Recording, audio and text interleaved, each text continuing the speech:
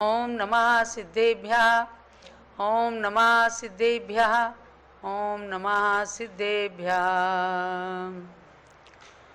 अरहन्तो मंगलं कुर्युः सिद्धा कुर्युश्च मंगलम् आचार्याः पाठकाश्चापि साधवो मम मंगलम्। सरस्वती नमस्तुभ्यं वरदे कामरूपिणी विद्यारंभं करिष्यामि सिद्धिर्भवतु मे सदा।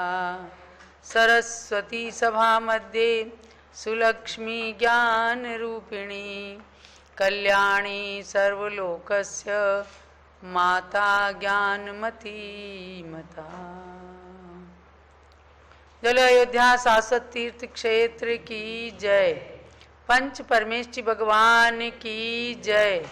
द्वादशांगमयी जिनवाणी माता की जय। चारित्र चक्रवर्ती आचार्य श्री शांति सागर महाराज की जय। चारित्र चंद्रिका युग प्रवर्तिका भारत गौरव दिव्य शक्ति गणिनी प्रमुखारिका शिरोमणि श्री ज्ञानमती माता जी की जय। समय हो चला है आश्रव त्रिभंगी के स्वाध्याय का। अभ्यात्माओं, आप सब उत्सुकता के साथ क्लास को ज्वाइन करते हैं। ये अच्छी बात है कि करणान योग में कर्मों की व्यवस्था को समझने के लिए यह आश्रव त्रिभंगी ग्रंथ माध्यम बनाया गया है, जो कि कर्म सिद्धांत के सार को बताने वाली एक कुंजी है। अर्थात आश्रव त्रिभंगी में कर्म आने की व्यवस्था को आप सब जान रहे हैं। एक प्रश्न आया कि विग्रह गति और औदारिक मिश्र काय योग का मतलब एक ही है क्या? ऐसा नहीं है। आपको जानना है कि विग्रह गति किसे कहते हैं। विग्रह गति मतलब एक गति से दूसरी गति में जाने के बीच का जो समय है वो कहलाता है विग्रह गति, जिसके अंदर ये जीव एकम दो त्रिनवा नाहार कहा, एक समय, दो समय अथवा अधिक से अधिक तीन समय तक अनाहारक रहता है और आगे चतुर्थ समय में वह आहारक हो जाता है, अर्थात कर्म वर्गणाओं को ग्रहण करने लगता है और तब उसके शरीर की पर्याप्तियां पूर्ण होने के निकट आ जाती हैं। तो ये तो हुआ विग्रह गति का मतलब एक शरीर से दूसरे शरीर को प्राप्त करने के बीच की स्थिति का नाम है विग्रह गति। और औदारिक मिश्र का योग आपने कहा, तो मिश्र का योग तीन होते हैं। औदारिक मिश्र का योग, वैकृत मिश्र का योग और आहारक मिश्र का योग। तो ये मिश्र का योग जो है ये विग्रह गति में ही होते हैं। आहारक की जहाँ तक बात है, आहारक मिश्र का योग वो तो आहारक रिद्धि के साथ अनुस्यूत है। और औदारिक और वैकृत मिश्र का योग ये जैसे मान लो कोई नरक गति या देवगति में जा रहा है तो विग्रह गति में उसके वैकृत मिश्र का योग होगा। और तिर्यंश गति और मनुष्य गति में कोई जीव जा रहा है किसी गति से छूटकर तो उसके औदारिक मिश्र का योग होगा। ये जानना है कि विग्रह गति में मिश्र का योग होता है, इसलिए केवल एक औदारिक का योग की बात नहीं है। और दूसरी बात, विग्रह गति और मिश्र का योग एक ही नहीं है। विग्रह गति एक गति से दूसरी गति में जाने के अंतराल का नाम है और मिश्र का योग उसमें रहता है जिस गति में जाना होता है उसका मिश्र का योग उस विग्रह गति में होता है। ये विषय आपको क्लियर किया गया। अब हम आते हैं जो हमारा प्रकरण चल रहा है आश्रव त्रिभंगी में, मार्गणा में आश्रव का प्रकरण, यानी पुस्तक के अंदर पेज नंबर 14 से ये प्रकरण प्रारंभ हुआ है। तो मंगलाचरण के साथ इसका शुभारंभ करते हैं। विजित चौघायिकम में केवल नाणेन नाद सयरथे वीर जिणे वंदिता जाकमं मग्ना सवणं बोच्छे। यथाक्रम माने 14 मार्गणाएं हैं, उनमें क्रम क्रम से जिसके योग्य, जिस मार्गणा के योग्य जो आश्रम हैं उनमें उस गुणस्थान के अनुसार आश्रमों का वर्णन किया गया है। 14 मार्गणाओं के नाम आपने जान लिए। पर्याप्त अपर्याप्त की व्यवस्था को जाना। पर्याप्ति के 6 भेद हैं, इस भेद को भी, इस बात को भी जाना। और अपर्याप्त जीवों के 2 भेद हैं, निर्वृत्त पर्याप्त और लब्ध पर्याप्त। अब इनको जानने के बाद मार्गणा का क्रम शुरू होता है। तो सबसे पहले मार्गणा कौन सी है? गति मार्गणा। गति मार्गणा के 4 भेद हैं, नरक गति, तिर्यंच गति, मनुष्य गति और देवगति। तो सर्वप्रथम नरक गति का वर्णन इसमें लिया है। 26 नंबर की गाथा में बताया विशेष बात कि नारकियों के प्रथम नरक में स्त्री वेद, पुरुष वेद, आहारक, आहारक मिश्र, औदारिक, औदारिक मिश्र, इन 6 आश्रव के बिना 51 आश्रव होते हैं। ये बात आपको यहाँ पर विशेष बताई गई। ऐसे तो सभी नरकों में ये 6 आश्रव नहीं होंगे, 51 आश्रव ही होंगे।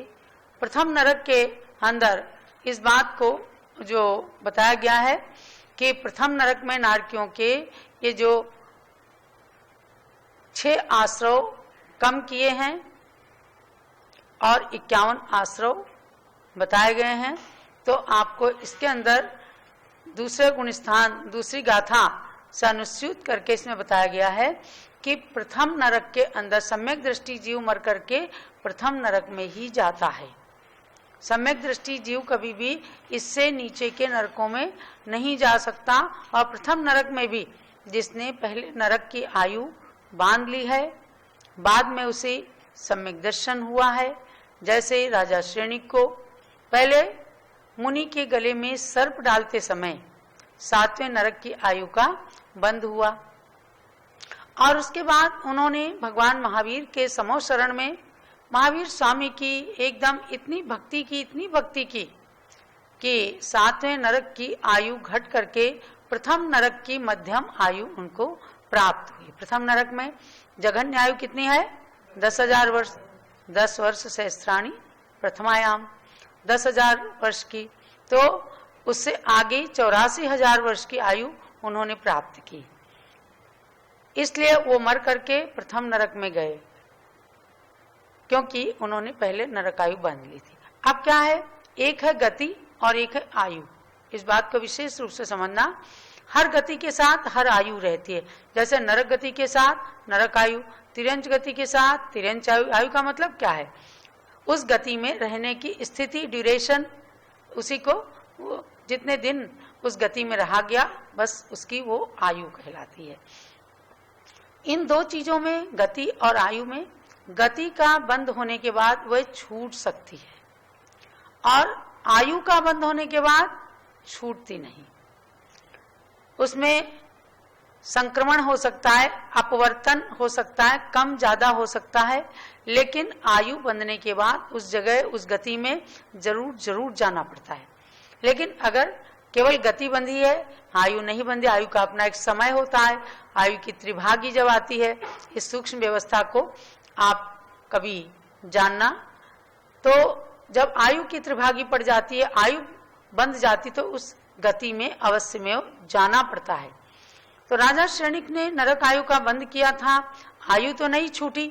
अगर छूट सकती होती, जैसे कोई टिकट होते, रिजर्वेशन करा लिया, नॉन रिफंडेबल, ऐसे ही नॉन ट्रांसफरेबल ये आयु है कि इसका परिवर्तन नहीं हो सकता, बस कम ज्यादा हो सकता है। किसी ने पहले नरक की आयु बांधी, पाप और ज्यादा कर लिया, तो दूसरे, तीसरे, 7वें नरक तक की आयु में उसका संक्रमण हो सकता है, बढ़ सकती है आयु। लेकिन अपवर्तन भी हो जाता है, कम भी हो जाती है। तो जैसे 7वें नरक की आयु पहले नरक में आ गई। तो ये बात आपको बताएगी कि पहले नरक में सम्यक दृष्टि जीव बस पहले नरक तक ही जाता है। अब आपको ये जानना है कि 51 आश्रव जो हैं वे कौन कौन से हैं। तो केवल 6 ही छूटे हैं, यानी 5 मिथ्यात्व, 12 अविरति, 23 कसाय 23 कसाय मतलब 2 उसमें से पुरुष वेद और स्त्री वेद निकल गए, क्योंकि वहां पर एक नपुंसक वेद ही होता है। और 11 योग है, 51 की संख्या हमने बताई है। तो आप उसमें योग में 4 कौन से निकल गए? तो आहारक द्विक और औदारिक द्विक, यानी आहारक का योग, आहारक मिश्र का योग, औदारिक का योग और औदारिक मिश्र का योग, ये 15 योग में से 4 निकल गए, तो 11 योग बचे। ऐसे करके 51 का आश्रव होता है और 6 का अनाश्रव, मतलब 6 आश्रव नरक गति में होते ही नहीं है, क्योंकि वहां तो वैक्रिक ही शरीर होता है। अब आपको आगे की गाथा के अंदर ले चलती हूँ, 27 नंबर की गाथा। विधीय गुणे निरय गदिम, विधीय गुणे निरय गदिम, न यादि इति तस्य नत्थिकं मह्यं, न यादिदि तस्य नत्थिकं मह्यं, वेगुव्यमिस्सं चदु, वेगुव्यमिस्सं चदु, ते होन्त्युः अविरदे ठाणे, ते होन्तिहुः अविरदे ठाणे। सामूहिक रूप में गाथा को पढ़िएगा। विधीय गुणे निरय गदिम, न यादि इति तस्य नत्थिकं मह्यं, वेगुव्यमिस्सं चदु, ते होन्तिहुः अविरदे ठाणे। द्वितीय गुणेन नरगतिं न याति इति तस्य नास्ति कर्मणं, वैक्रेकमिश्रं चतु तौ भवतो हि अविरते स्थाने। अर्थात अब इसका अर्थ करेंगे हिंदी में भी। आप इस गाथा को संक्षेप में सरल रूप में श्रवण कीजिएगा। 27 नंबर की गाथा। साधन से मर कर प्राणी नरक गति नहीं जाता है, अतः वह क्रियक मिश्र और कर्माण योग नहीं आता है। सम्यक दर्शन सहित मरण कर प्रथम नरक तक ही जाते, चौथे अविरत गुण स्थान में ये आश्रव पाए जाते। एकदम क्लियर हो गई बात कि विधीय गुणे निरय गतिम न याति, यानी द्वितीय गुणे नरक गतिम न याति, अर्थात द्वितीय गुण स्थान से कोई भी जीव नरक गति को प्राप्त नहीं करता है, नरक गति में जाकर जन्म नहीं लेता है। इति तस्य नास्ति कर्मणम वैक्रिक मिश्रम च, इसलिए उसके जो है नरक के अंदर द्वितीय गुण स्थान में कारमान और वैक्रिक मिश्र का योग नहीं होते हैं। कारमान और वैक्रिक मिश्र का नहीं होते हैं। ये दोनों चीजें यानी कारमान का योग और वैक्रिक मिश्र का योग, ये दोनों चतुर्थ गुण स्थान में होते हैं। अर्थात प्रथम नरक में चौथे गुण स्थान में ही वैक्रिक मिश्र का योग और कारमान का योग रहते हैं। सम्यक दृष्टि सम्यक सहित मर करके पहले नरक तक ही जा सकता है। तो आप इसको अब समझ गए होंगे कि द्वितीय गुण स्थान वर्ती नारकियों के कारमान और मिश्र का योग, वैक्रिक मिश्र का योग, ये दो आश्रव नहीं होते हैं। क्योंकि समझो आप प्रथम नरक में चतुर्थ गुण स्थान में ही कारमान और वैक्रिक मिश्र का ही हो। क्यों? क्योंकि जो नारकी यानी जो जीव सम्यक्त सहित मरा है, नरक के अंदर आपको जानना 4 ही गुण स्थान होते हैं, मिथ्यात्व, सासाधन, मिश्र और अविरत सम्यक दृष्टि। यहाँ 5वां गुण स्थान नहीं हो सकता। तो जो मनुष्य सम्यक दर्शन के साथ में नरक आयु को बांध करके गया है, तो उसके चतुर्थ गुण स्थान में चूंकि उसका सम्यक दर्शन नहीं छूटेगा, क्षायिक सम्यक दर्शन जैसे प्राप्त किया तो उसको आगे विग्रह गति में भी क्षायिक सम्यक दर्शन उसका बना रहेगा। अगर किसी को क्षयोपशम सम्यक दर्शन हुआ है और चतुर्थ गुण स्थान में है, तो मरते समय उसका सम्यक दर्शन छूट जाएगा। सम्यक दर्शन के साथ। छायिक सम्यक दर्शन छूटता ही नहीं है। तो ऐसा अविरत सम्यक दृष्टि, छायिक सम्यक दृष्टि मनुष्य मर करके पहले नरक में जाता है, तो जिसने नरक आयु बांध ली है। तो इसलिए उसके चतुर्थ गुण स्थान में ये वैकृत मिश्र का योग और कारमान का योग, ये दो आश्रव उनके माने गए हैं। क्योंकि सम्यक दृष्टि मनुष्य सम्यक सहित है, वही मर करके प्रथम नरक में जाता है, और बाकी के सम्यक दर्शन छूट जाने से वे और नरकों के अंदर चले जाते हैं।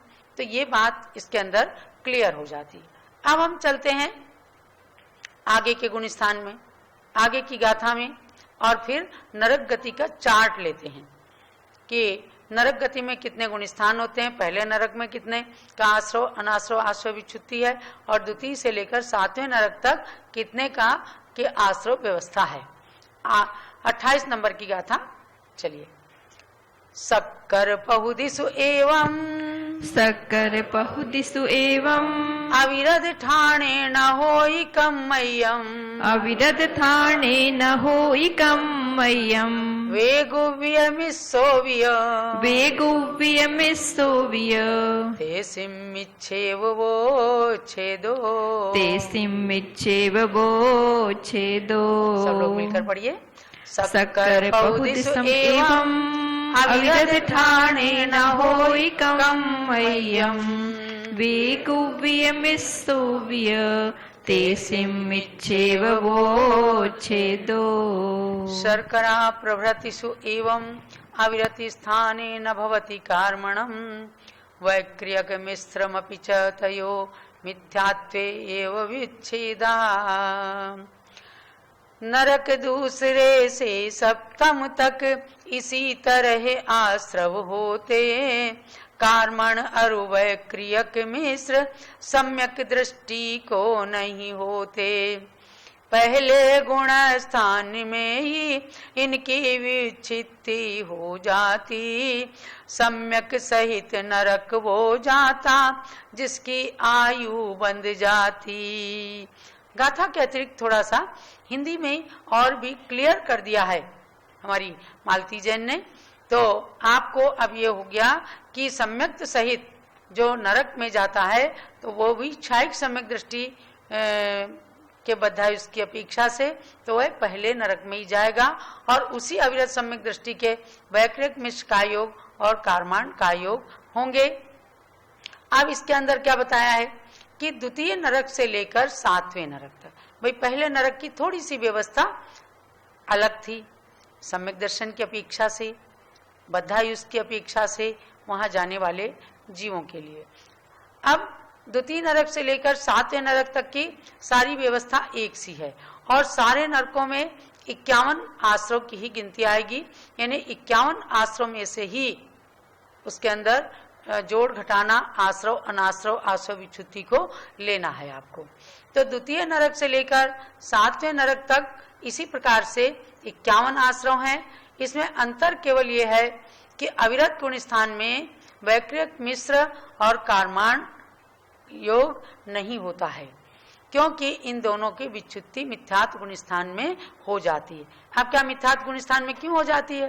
क्योंकि जो अविरत सम्यक दृष्टि, जो छायिक सम्यक दृष्टि पहले गुण स्थान में गया है, तो अब चौथे गुण स्थान से 5वां तो उसका होना नहीं है, और चौथे गुण स्थान से फिर उसको ना तो नरक गति मिलनी है, ना देव गति, यानी वैक्रियक से वैक्रियक शरीर प्राप्त नहीं होता। इसलिए द्वितीय से 7वें तक जो सम्यक दृष्टि नार की हैं, उनके अविरत गुण स्थान में वैक्रियक मिश्र और कारमान का योग नहीं होगा। अब हम चलते हैं इसमें चार्ट में, यानी अब पूरी रचना आप समझिए और इसको थोड़ा अच्छे से क्लियर करना और लिख लेना। पहले नरक में आश्रव रचना, तब लिखिएगा कि नरक में गुण स्थान 4 ही होते हैं। कौन कौन से?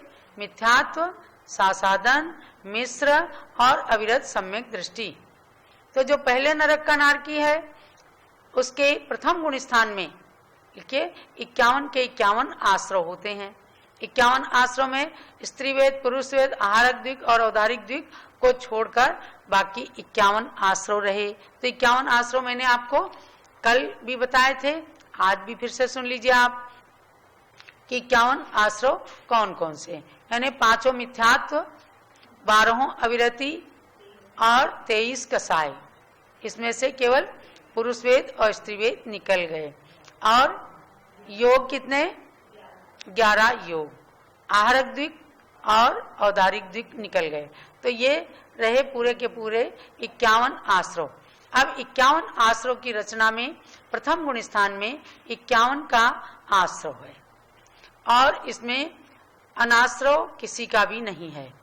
आश्रव विच्युति में लाएंगे, आश्रव विच्युति में 5 मिथ्यात्व की विच्युति हो जाएगी, क्योंकि मिथ्यात्व गुण स्थान समाप्त हो रहा है। तो इसमें 5 मिथ्यात्व जिनका आश्रव चल रहा था उनकी विच्युति अब हो गई, तो अगले गुण स्थान में इनका अनाश्रव रहेगा। तो समझ गए ना पहले गुण स्थान की व्यवस्था? कितने का आश्रव? 51 का। कितने निकल गए? 6 निकल गए। 6 निकल गए। वो प्रत्येक नरक के अंदर वे 6 रहेंगे ही नहीं। स्त्री वेद, पुरुष वेद निकल गए, क्योंकि नारकी सबके सब नपुंसक ही होते हैं। तो स्त्री और पुरुष वेद की वहां कोई बात ही नहीं है। औदारिक का योग, औदारिक मिश्र का योग निकल गया, वहां ये तो तिर्यंच और मनुष्यों के ही होते हैं। आहारक का योग, आहारक मिश्र का योग, ये 6ठे गुण स्थान वर्ती रिद्धिधारी महामुनियों को ही होते हैं। तो ये 6 परमानेंटली निकल गए। तो अपने पास 51 की संख्या रहेगी। अब 51 में से ही 51 का आश्रव पहले गुण स्थान में, अनाश्रव किसी का भी नहीं, और आश्रव विच्युति 5 की। किन की? 5 मिथ्यात्व। 5 मिथ्यात्व के नाम एक बार बता देना। एकांत, विपरीत, संशय, अज्ञान और विनय। ये 5 मिथ्यात्व होते हैं। पीछे पीछे का भी याद करते रहना, नहीं तो आपको मिथ्यात्व के भेद अलग से कोई पूछने लगे तो आप भूल सकते हैं। इसलिए बार बार इनको रिपीट जरूर करना और बताना। क्या ऐसे कभी विनय के रूप में कहीं भी गए वहीं सिर पटक दिया, अरे भाई जहां जाएंगे वहां उनकी विनय तो करनी ही पड़ेगी। तो इसका मतलब क्या है? आपको जिनेंद्र भगवान के वचनों पर श्रद्धान नहीं है, ऐसा विनय मिथ्यात्व भी आ जाता है। ये सही है कि वो सही है, संशय मिथ्यात्व हो जाता है।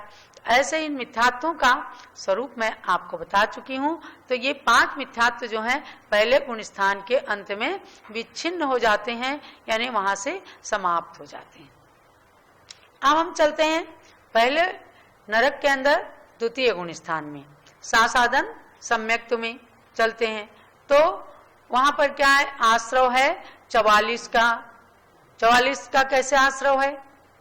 आप देखो कि 51 का आश्रव ऊपर था और 5 की विच्युति हो गई थी। तो 51 में से 5 निकाले, कितने हो गए? 51 में से 46, और 46 में यहाँ पर 44 ही रह गए।